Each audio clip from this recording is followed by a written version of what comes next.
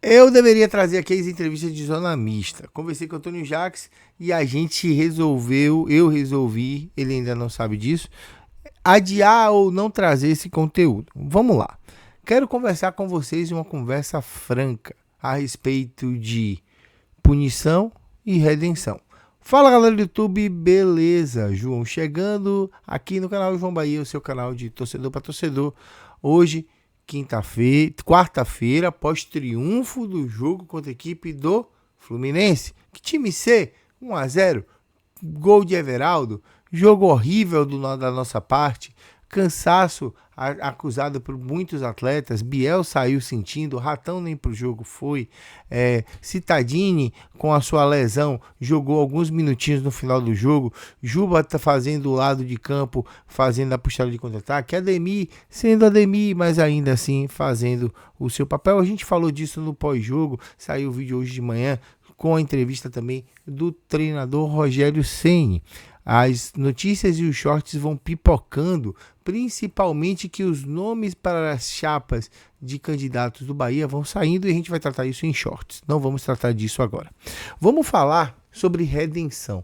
E eu quero falar de dois nomes que a torcida sempre achincalhou e outro a torcida pré-julgou de maneira assertiva, e a gente precisa conversar sobre esses dois nomes.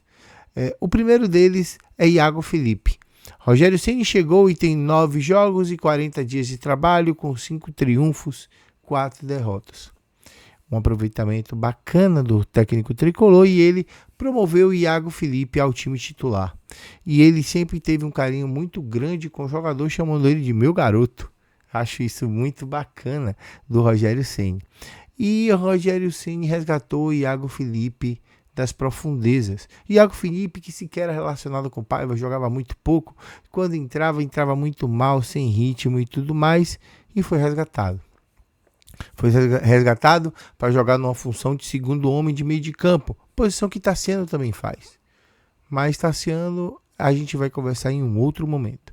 Iago Felipe é um cara que por muito a gente estava falando, olha, Iago Felipe erra muito passe, olha, Iago Felipe isso, olha, Iago Felipe não cria. Eu já ouvi muito do torcedor dizendo que Iago Felipe não criava, que Iago Felipe não fazia, e ele não tem obrigação teoricamente disso, e cumpre um papel tático muito bom com o Rogério Ceni.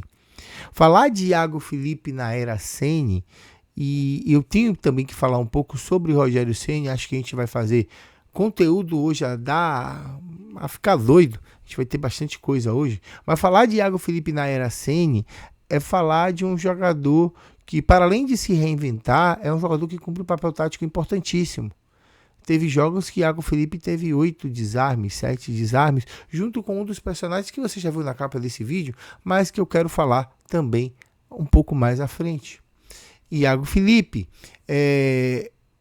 foi um dos melhores jogadores da partida de ontem contra o Fluminense, jogando e desempenhando um papel tático muito forte nas substituições, avançando com o Diego Rosa para dar uma pressão na equipe do Fluminense, dificultando a saída de bola do adversário, mas também está perto de estourar, como todo o elenco do Bahia, que tem pouca rodagem. E Ceni já identificou isso, e a gente já sabe disso há algum tempo. E isso é complicado porque a gente tem um elenco enxuto. 30 jogadores não é nada. Se a gente parar para observar um Brasileirão de 38 rodadas, para a gente parar para pensar que Cauli fez 69 jogos já emendando 2 temporadas, para parar de pensar que Biel também veio de uma temporada puxada no Grêmio, veio para cá estourando também, já estourou uma vez.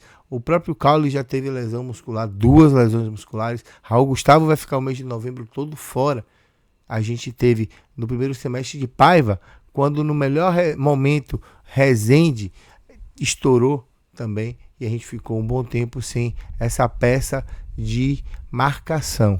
E aí a gente fala de Rezende, é muita bola e pouca mídia. Um dos melhores jogadores do jogo de ontem com Iago Felipe. muito sólido na marcação, um limpador de para-brisas perfeito, é aquele jogador que faz o papel tático para cobrir bem o lado esquerdo, cobre bem o centro, às vezes e por algumas vezes chega à frente, né? Faz um papel bom, tem uma bola aérea razoável, aumenta a estatura do time, faz com que o time ganhe a segunda bola em campo. Contra o Fluminense, perdemos as 5 primeiras segundas bolas e isso aconteceu de maneira mais para lá do que para cá, mas aconteceu. Rezende, que quando não joga, o Bahia sente e sente muito. Por quê? Porque ele é o pilar do meio-campo do Bahia defensivo, pois esse pilar conta com Rezende, marcando até não dizer chega, e esse pilar de Ceni é Rezende, Iago e Tassiano tentando ser armador, Tassiano tentando ser um cara que recompõe, Tassiano buscando o seu lugar na existência. Precisamos conversar sobre Tassiano, talvez em um vídeo com outros atletas. Mas falando de Rezende e de Iago, e a gente pode ver que é a redenção de um e a afirmação de outro. Porque, por mais que alguns, e aí nas jornadas é muito engraçado, enquanto a gente narra ou comenta os jogos, a gente vê o inscrito, o torcedor falando mal, mas a gente vê o papel dentro de campo do cara, o cara comendo a bola, o cara dando aula tática, técnica, fazendo o que o técnico está mandando e desempenhando um papel bom.